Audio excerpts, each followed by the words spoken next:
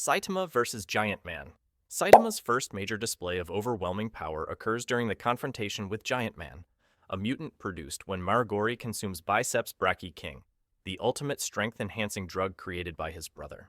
After transforming, Giant Man devastates multiple areas of the city through sheer size alone, causing widespread structural destruction. The brothers' combined rampage continues uninterrupted until Saitama intervenes. With a single punch, he neutralizes Giant Man instantly, demonstrating that even large-scale threats enhanced through artificial means collapse the moment they collide with his baseline strength. Saitama versus the Subterraneans.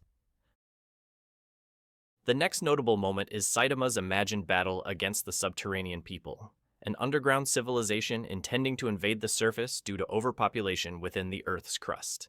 In Saitama's dream, their overwhelming numbers and the power of the Subterranean King initially resist his typical one-hit takedowns. The encounter escalates into a fully animated close-quarters fight, showcasing Saitama exerting effort, something that almost never occurs. The entire sequence ends abruptly when he wakes up, revealing that the intense battle existed only in his imagination.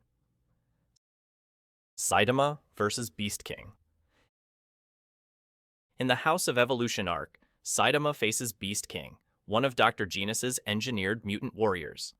Beast King confronts him with enhanced beast-type physiology, designed for predatory combat and raw physical dominance. Despite the intended threat level, Saitama ends the fight immediately with some normal punches that tear through the Beast King's torso, demonstrating the ineffectiveness of forced evolution or biological modification against his natural strength. This moment further establishes the narrative pattern that artificially produced apex predators cannot withstand even a fraction of Saitama's output. Saitama saves Genos. During Genos' battle with Mosquito Girl, her biological absorption ability allows her to rapidly strengthen herself, using the blood harvested by her swarm. She overwhelms Genos by severing limbs and damaging core components of his cyborg body. As she prepares a finishing blow, Saitama intervenes. Without using any name technique, he ends the threat with a single casual slap that obliterates Mosquito Girl's body across multiple buildings. This moment demonstrates that even high-speed, high-output biological mutations capable of tearing through advanced cybernetics are erased instantly upon contact with Saitama. Saitama versus Carnage Kabuto. Inside the House of Evolution's underground chamber, Saitama confronts Carnage Kabuto, Dr. Genus's strongest creation. Kabuto's armored, insectoid physiology combines extreme durability with immense explosive power. After transforming into Carnage mode, his offensive capability multiplies, creating shockwaves capable of crushing the reinforced environment around him. The battle ends when Saitama, realizing he is late for a supermarket sale, delivers a single decisive blow that vaporizes Kabuto's armored shell and body entirely. This moment reinforces the theme that even peak-engineered superweapons cannot survive a punch motivated by everyday urgency. Saitama versus Genos. Saitama agrees to a training match with Genos shortly after both register with the Hero Association. Genos attacks with full power, employing rapid-fire propulsion, incineration blasts, and close-range precision strikes. His advanced mobility and upgraded systems create sustained pressure, forcing Saitama to evade with effortless micro-movements. When Genos insists that Saitama fight seriously, Saitama releases a single forward punch stopped inches from Genos' face. The wind pressure alone obliterates the landscape behind him. This demonstrates that even a restrained attack from Saitama generates collateral power, equivalent to a destructive blast zone. The Meteor Incident. A Class S threat-level meteor approaches City Z at a velocity and mass great enough to cause region-wide destruction upon impact. Multiple S-rank heroes attempt to neutralize it. Metal Knight deploys heavy artillery with no effect, and Genos engages using his full incineration output until his core overheats and forces an automatic shutdown. Saitama arrives and launches himself directly toward the meteor, striking it with a single punch. The impact shatters the meteor into fragments instantly, dispersing its mass before it reaches the city. Although collateral damage still occurs from falling debris, Saitama's intervention prevents total annihilation. The moment illustrates how even astronomical scale kinetic threats are neutralized by a single, straightforward strike. The Deep Sea King Battle. The Deep Sea King emerges with hydration-enhanced physical strength, corrosive acid secretions, and rapid regenerative capabilities. Genos engages first, utilizing mobility boosters and high-output incineration. Despite momentarily keeping pace, he becomes compromised after shielding a civilian child from an acid projectile, sacrificing his body's structural integrity. Saitama arrives and eliminates the Sea King immediately with a single punch, emphasizing the contrast between human perseverance and absolute power. S-Class Heroes vs. Melzargard. Melzargard, a high-ranking combatant of the Dark Matter Thieves, possesses segmented bodies controlled by core marbles embedded within each piece. Each segment can regenerate independently, as long as its marble remains intact. Silver Fang, Atomic Samurai, Metal Bat, and Puri Puri Prisoner sequentially engage him, analyzing his adaptive regeneration and modular combat structure. When Metal Bat discovers a marble inside one severed part, the heroes switch tactics to targeting and destroying each core individually. Through coordinated attacks, they systematically eliminate each marble, causing Melzargard's regeneration to fail and ending the threat. This sequence highlights the difference between overwhelming might and strategic, technique-based combat among S-Class heroes. Saitama vs. Boros. Lord Boros possesses regenerative capability, immense physical strength, and an ultimate attack, Collapsing Star Roaring Cannon with destructive output comparable to a collapsing star.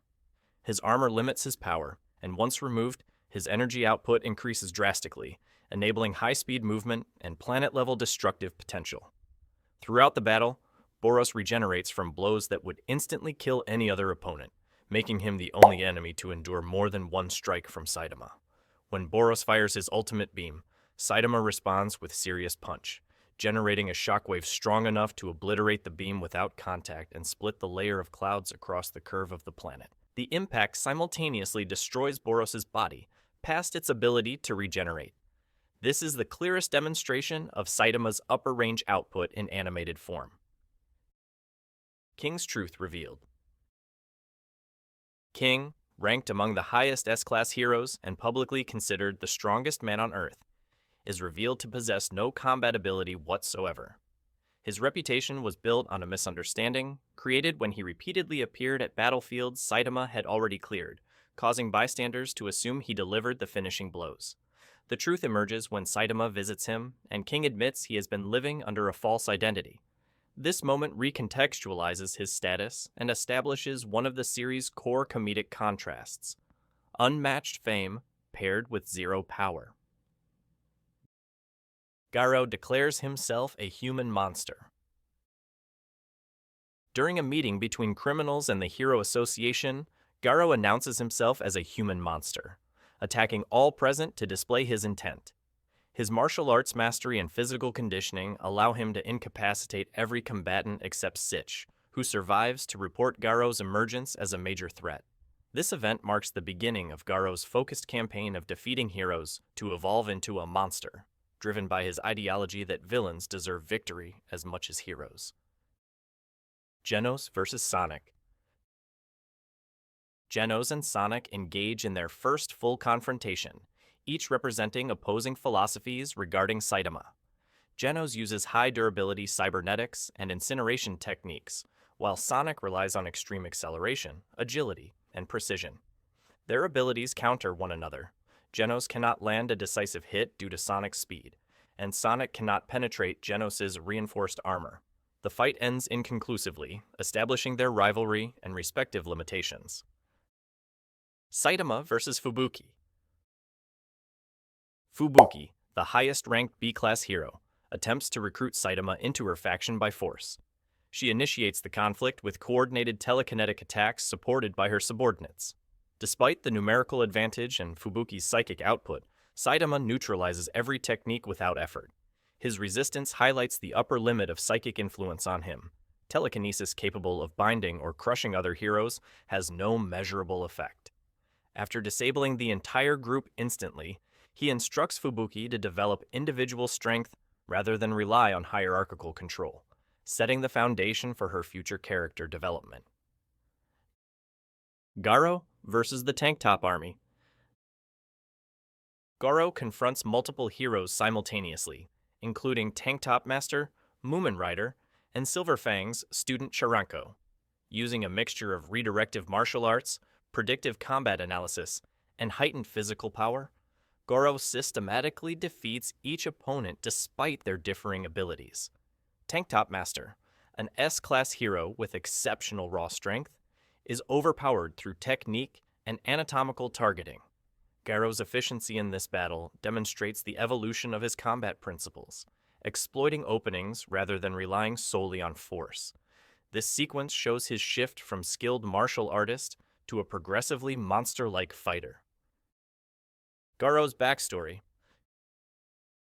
Garo's motivations originate from childhood experiences observing the dynamic between heroes and monsters in media and social environments. He sympathizes with monsters due to their constant narrative losses and develops resentment toward the cultural favoritism heroes receive. His philosophy forms around questioning moral binaries. Why should one side always win simply because they are labeled good? This ideological conflict cultivates his identity as the hero hunter. The backstory provides psychological context for his aggression and clarifies why defeating heroes is part of his self-constructed path toward becoming the ultimate monster.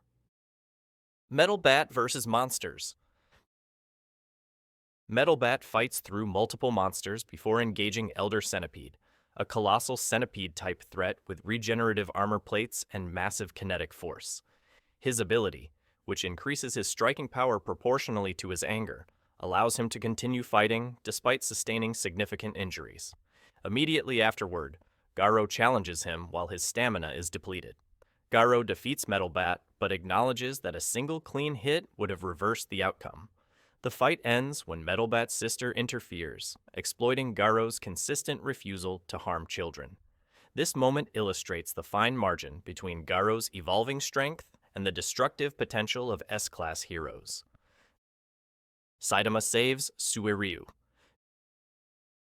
During the Super Fight tournament, Suiryu, renowned for his martial arts skill but lacking any heroic conviction, is overwhelmed by the monster-fied Bakuzan. Despite Suiryu's technique and agility, Bakuzan's transformed physiology grants him massively increased durability and offensive strength. As Suiryu reaches the point of near death, he calls for help from any hero capable of responding. Saitama arrives immediately after being disqualified from the tournament, neutralizes Bakuzan with a single blow, and protects the injured competitors. The event shifts Suiryu's worldview, showing him that using strength to protect others offers meaning beyond personal glory. Garo versus multiple heroes. Garo reaches a critical evolution point during his prolonged fight with several high-ranking heroes. He faces A-class combatants such as Chain and Toad, Gun, Shooter, Death Gatling, Wildhorn, Smile Man, Glasses, and Stinger, all utilizing coordinated tactics to exploit his fatigue. Despite the numerical disadvantage, Garo adapts to each attack pattern, relying on reflex conditioning, adaptability, and a refined understanding of human movement. When Genos arrives, the encounter intensifies. Genos' new upgrades increase his combat speed and versatility, forcing Garo to push beyond previous limits.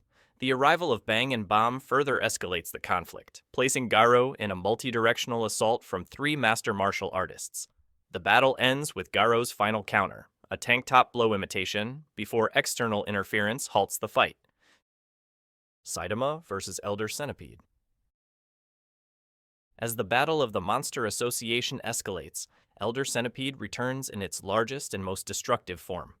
Its regenerative exoskeleton, composed of layered armored plates, renders it immune to conventional attacks. Even S-class heroes are unable to slow its advance. After Garo withdraws and Bang and Bomb are unable to stop the creature, Saitama confronts Elder Centipede directly. Using Serious Punch, he strikes with enough force to destroy the centipede's body faster than it can regenerate, resulting in immediate disintegration. This punch replicates the overwhelming destructive output previously seen against Boris's ultimate attack, further establishing the Serious Punch as Saitama's highest level offensive technique shown in the anime so far.